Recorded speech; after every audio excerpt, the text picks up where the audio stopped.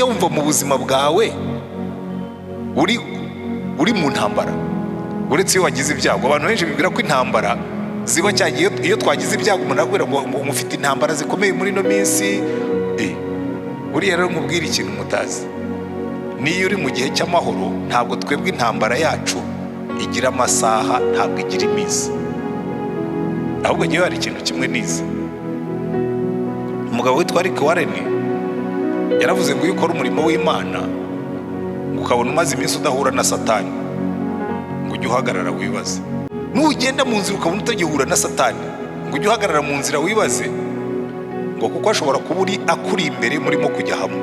Kuko niba murimo kujya hamwe ntimuzigera muhura. So hatashobora kuba kuri inyuma cyangwa ari imbere, ariko murajya hamwe ntimuzigera muhura. Iyo mujya hamwe ntimushobora guhura. Ashobora kuba kugenda inyuma cyangwa kugenda imbere, ariko ntimuhura.